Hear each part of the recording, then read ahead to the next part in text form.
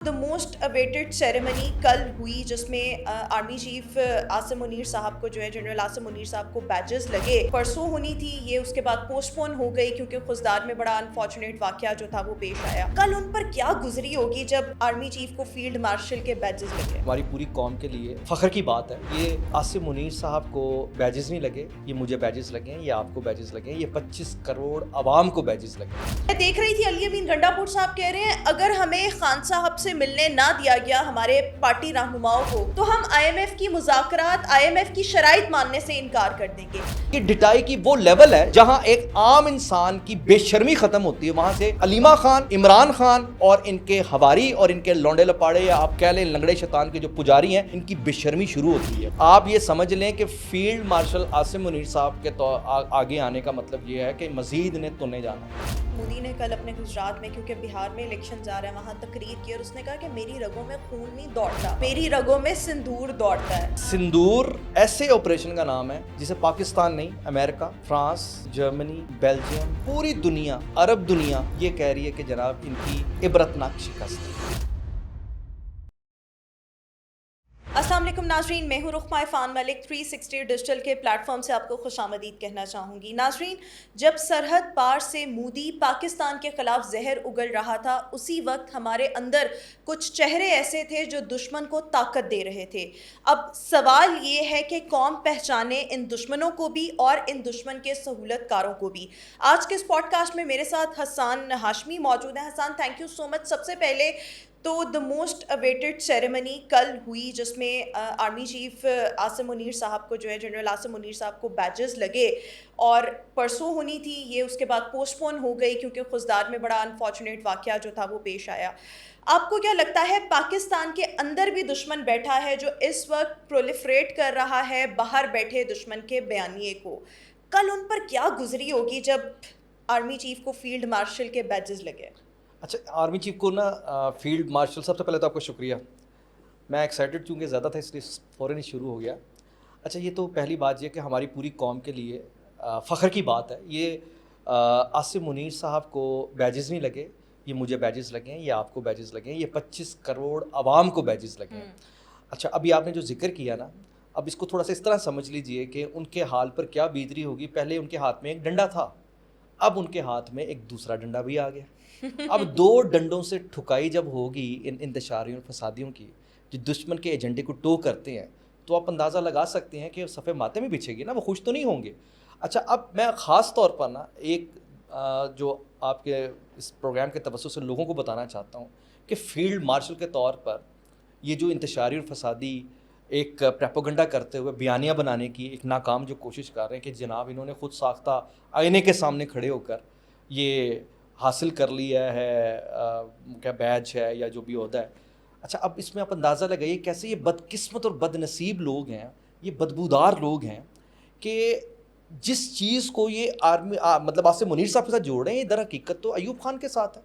आपको याद होगा ना कि सदर अयूब खान साहब ने चीफ एडमिनिस्ट्रेटर को, जो कि अयूब खान साहब थे, हुक्म दिया कि अयूब खान को फील्ड मार्शल बना दिया जाए।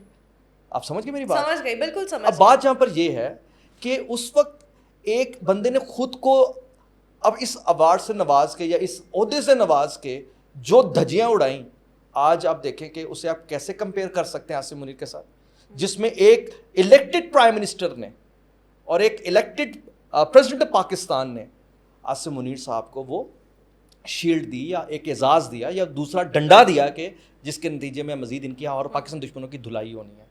दूसरी बात, इस बात को ज़हन में रखें कि ये जो इस वक्त जिस जंग को अल्हम्दुलिल्लाह हमने जीता है, इस जंग को इन्होंने बड़ा समझा कि ये तो एक नूरा कुश्ती, ये वो है, सारा कुछ है। याद रखिएगा, किताबों में पढ़ाई जाएगी, मुस्तकबिल में इस जंग को किताबों में पढ़ाया जाएगा। और दूसरी बात आपको बताऊँ मैं, इस जंग को अगर आप अकली दलाइल से समझने की कोशिश करेंगे ना, तो अकली दलाइल से समझते इसका रूहानी पहलू जब तक आप नहीं समझेंगे।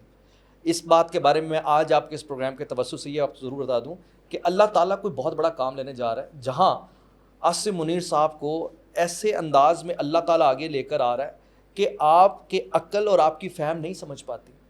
और आज अल्लाह ताला ने उसे फील्ड मार्शल बनाकर ये बात बता दी है कि किस तरीके से दुनिया में जाकर بڑی بڑی تبدیلیاں آنے کی جا رہی ہیں, اور یہ صرف پاکستان کے حد تک فیلڈ مارشل نہیں ہے. اچھا یہ دیکھیں, یہ تو آپ نے تمام چیزیں بتا دی, اور ان چیزوں کو میں بھی مانتی ہوں, آپ کی تمام باتوں کو سیکنڈ کرتی ہوں.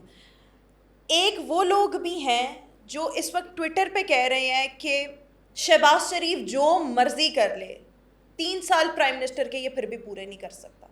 سمجھ رہے ہیں آپ کہ ان کو جتنا مرضی نواز لے, یہ کون لوگ ہیں, اور کیا واقعی اس بات کو اپنے ذہن میں رکھیں کہ prime minister of Pakistan Shehbaz Sharif صاحب نے اپنی پچھلے دنوں ایک تقریر کی تھی, اور اس تقریر میں انہوں نے ایک جملہ بولا تھا کہ مجھے عاصم منیر, جو کہ اس وقت جنرل عاصم منیر تھے, آج وہ فیلڈ مارشل عاصم منیر ہیں, جنرل سید عاصم منیر نے فون کر کے کہا پرائم منسٹر صاحب انڈیا نے حملہ کر دیا ہے, آپ کی اجازت چاہیے. اور سیز فائر والی بات جو انہوں نے, سیز فائر نہیں, حملہ کرنے کی اجازت چاہیے. اس کے بعد سیز فائر کی بات آئی. پہلے حملہ کرنے کی اجازت کس نے مانگی؟ باس سے مانگی, آرمی چیف نے باس سے مانگی. یہ جو بات کر رہے ہیں نا, دیکھیں یہ بڑا خوبصورت اس وقت ہم ون پیج پہ چل رہے ہیں, جس پہ آپ کے آرمی چیف اپنے پرائم منسٹر سے اجازت مانگ رہے ہیں, اور پرائم منسٹر اجازت دے رہا ہے. اس کے بعد سیز فائر کی, تب بھی پرائم منسٹر سے اجازت مانگ رہے ہیں, اور پرائم منسٹر کہہ رہا ہے کہ ویری گڈ گو آن. یہ جو آپ کا نیریٹو بنا رہے ہیں نا کہ آپ بوٹ چاٹ لیں, یہ کر لیں, وہ کر لیں, ایسا نہیں ہے. پاکستان ترقی کی طرف جا رہا ہے. اور یہاں میں آپ کو ایک اور بات بتاؤں, یہ جو پریپوگنڈا کرنے والے لوگ ہیں نا, یہ انتشاری, آپ کو پتہ ہے کچھ چیزیں ایسی ہیں جو کہ میرے خیال سے بار بار میڈیا میں ڈسکس ہونی چاہیے, اور یہ چیز ڈسکس معذرت کے ساتھ ہو نہیں رہی. انہیں پتہ ہونا چاہیے کہ یہ جنگ کیا تھی. اس جنگ میں آپ کو پتہ ہے 7 تاریخ کو بار بار ذکر کر رہے ہیں جو پی ٹی نے, یہ بھی تو پریپوگنڈا کیا تھا نا کہ 7 تاریخ کو جب حملہ ہوا تھا تب تو تمہاری گولیاں نہیں چلی تھیں, ہم میں اور نہتوں اور عورتوں پہ گولیاں چلتی ہیں. آپ پی ٹی آئی کو صرف ٹارگٹ کرتے ہیں. آپ کو پتہ ہے 7 اور 8 کو ہوا کیا تھا؟ ہولڈ آن, آپ کو پتہ ہے 7 اور 8 کو ہوا کیا تھا؟ نہیں پتا, صحیح انداز میں نہیں بتایا جا رہا نا. یہ ہمارے میڈیا اور ہر پاکستانی پر فرض اور اس پر قرض ہے کہ وہ بتائے. پتہ تو ہے لیکن مجھے نہیں پتا کہ میں آپ نے بتاتا اس کو ہوں. کیسے پرسیو نہیں میں نے پرسیو نہیں, یہ وہ چیز ہے جو نظر آنی چاہیے اور پتہ ہونا چاہیے. 7 اور 8 تاریخ کو دنیا کی سب سے بڑی, دنیا کی تاریخ کی سب سے بڑی ڈاگ فائٹ ہوئی ہے. اچھا ہاں, دنیا کی تاریخ کی سب سے بڑی ڈاگ فائٹ ہوئی ہے. 7 تاریخ کو اور 8 تاریخ کی درمیانی شب دشمن نے پاکستان پر حملہ کر دیا تھا, اور اس کے بعد پھر ہمارے شاہینوں نے جس انداز میں دشمن کے جہاز گرائے وہ 7 اور 8 تاریخ کو ہوئے. اور 7 اور 8 تاریخ کی درمیانی شب 59 منٹ کی طویل ڈاگ فائٹ ہوئی. ڈاگ فائٹ یعنی جو آپ کی ایئر جیٹس, آپ کی لڑاکا طیارے لڑتے ہیں. اب آپ اندازہ لگائیے یہ کیسی دشمن ایسے نہیں دبک کے بیٹھا ہوا, دنیا ایسے ہی نہیں دانتوں تلے انگلیاں دے کر بیٹھی, ہمارے کوئی سجن نہیں بیٹھے ہوئے. دنیا پریشان ہے کہ ہم یہ کس کو دیکھ رہے ہیں. یہ پاکستان جس کے بارے میں ہمارے اندر یہ بتایا گیا کہ یہ لوگ اتنے ٹیکنیکلی اسٹرانگ نہیں ہے, یہ نہیں ہے, وہ نہیں ہے, تب پتہ چلا کہ بھائی ان کے ساتھ ہوا کہ آپ کو اس بات کے بارے میں بتاؤں کہ عام طور پر جب ڈاگ فائٹ ہوتی ہے نا تو جو ہمارے لڑاکا طیارے اڑتے ہیں نا, تو ان لڑاکا طیاروں کی سپورٹ کے پیچھے ایک ہمارا C-130 یا دوسرا جہاز ہوتا ہے. اس جہاز کے اندر ایک سسٹم لگا ہوتا ہے جسے ہم کہہ سکتے ہیں کہ جس نے دشمن کے جہازوں کو کنٹرول کرنا ہوتا ہے یا جیم کرنا ہوتا ہے اور اپنے جہازوں کو اسٹرینتھن کرنا ہوتا ہے یا سپورٹ کرنا ہوتا ہے.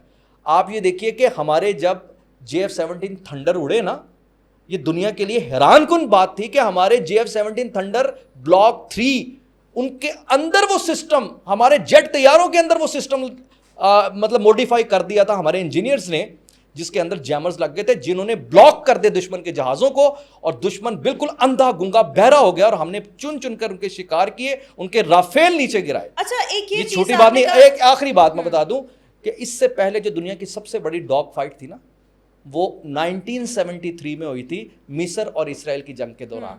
تو میں صرف یہ بتانا چاہ رہا ہوں کہ دشمن آپ کے, اور یہ صرف بھارت نہیں, اس میں اسرائیل براہ راست انوالو تھا, امریکہ پاک ڈاکٹر انوالو تھا. تو عالمی جنگ تھی 7 اور 8 کی درمیانی شب جو ہم نے جیتی, الحمدللہ جیتی. اور جو لوگ اس وقت یہ بات کر رہے تھے نا کہ جواب نہیں دے رہے, وہ ایک اسٹریٹجی کے تحت جواب نہیں دیا جا رہا تھا, وہ ہم نے بعد میں اپنی مرضی سے نہیں یہ جواب دیا ہے.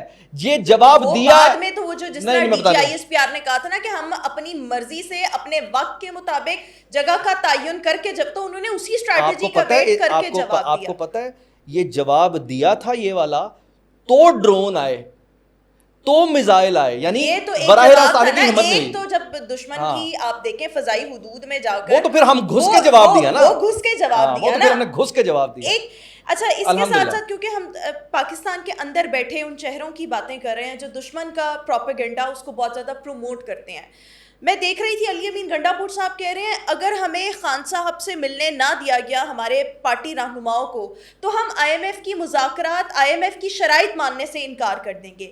مجھے بتائیں یہ کیا ہے, یہ کہہ سکتے ہیں کہ یہ تحریک انصاف کا ایک اور چہرہ ہے, یہ تحریک انصاف کا ایک اور اینٹی اسٹیٹ بیان ہے جو پاکستان کی مخالفت میں ہے. عاصم منیر صاحب فیلڈ مارشل, اب جب اس سے پہلے جب آپ کو پتہ ہے اوورسیز کنونشن تھا, اس میں نے ایک جملہ ادا کیا تھا, اس جملے کو اگر کوئی سمجھ جائے نا, ہم مقصد یہ ہے کہ ہم تھوڑا پڑھتے ہیں, تھوڑا سمجھتے ہیں, ہم صرف سپرفیشل دیکھتے ہیں, لیکن اگر ڈیپ میں جائیں گے تو آپ کو اندازہ ہوگا کہ آرمی چیف کے الفاظ تھے اس وقت, آرمی چیف تو فیلڈ مارشل ہیں, ان کے الفاظ تھے کہ تم کیا سمجھتے ہو کہ 1500 لوگ آ کر ہمارے پہ قابو پا جائیں گے, ہم سے ہمارا بلوچستان لے جائیں گے, بھارت کی اتنی بڑی آرمی یہاں سوچ نہیں سکتی, تمہاری کیا اوقات ہے. یہ جو 1500 ہے نا اس میں علی امین گنڈا پور بھی ہے, جو 1500 ہے نا اس میں یہ تحریک انتشار کے یہ سارے فسادی بھی ہیں. تو اس کو تو پھر ہم یہی کہنا ہے, یہ ایک اور اینٹی اسٹیٹ پاکستان کی مخالفت میں دیا گیا بیان ہے کہ ہم آئی ایم ایف کی شرائط نہیں مانیں گے. پاکستان کی مخالفت میں دیا گیا بیان ہے, اس میں اس کا مطلب کیا ہوا نہیں ہے, یہ ہے, اس کے علاوہ اس کی کوئی دوسری رائے نہیں ہے. لیکن دوسری جانب علیمہ خان کہہ رہی ہیں کہ خان صاحب جو ہیں وہ پاکستان کے وسیع تر مفاد میں مذاکرات کرنے کو, ڈائلاگ کرنے کو تیار ہیں. وہ کون سے وسیع تر مفاد ہیں جو پاکستان کے لیے, اور وہ کون سا پاکستان ہے جس کی یہ بات کر رہے ہیں؟ اب ان کی باتوں کو اہمیت دینے کا مطلب یہ ہے کہ ان کی باتوں میں اتنا کھلا تضاد ہے. آپ خود جانتے ہیں کول و فیل میں آپ دیکھتے ہیں کہ پی ٹی آئی پاکستان کے مخالف سیاست کر رہی ہے, ان کا ایجنڈا پاکستان مخالف ہے, تو ان کے ان لفظوں کو ہم صرف اسی پرائے میں دیکھ سکتے ہیں کہ وہ بکھلاہٹ میں ہے, اور یہ ڈٹائی کی وہ لیول ہے جہاں ایک عام انسان کی بے شرمی ختم ہوتی ہے, وہاں سے علیمہ خان, عمران خان اور ان کے ہواری اور ان کے لونڈے لپاڑے یا آپ کہہ لیں لنگڑے شیطان کے جو پجاری ہیں, ان کی بے شرمی شروع ہوتی ہے. ڈیل اور ڈھیل کی جو باتیں ہو رہی تھیں ان میں کتنی صداقت ہے؟ اتنی بڑی ڈیل ہوئی, اتنی بڑی ڈیل کی ہوئی کہ ہمارے فیلڈ مارشل بن گئے عاصم منیر صاحب. نہیں, اور اگر میں بتانے لگا پٹیالہ نا, جیل میں میں ادھر ہی کی بات کرنے لگا ہوں نا, اگر ڈیل اور ڈھیل والے معاملات چل رہے ہوتے کیا فیلڈ مارشل بنا تھا عاصم منیر نے؟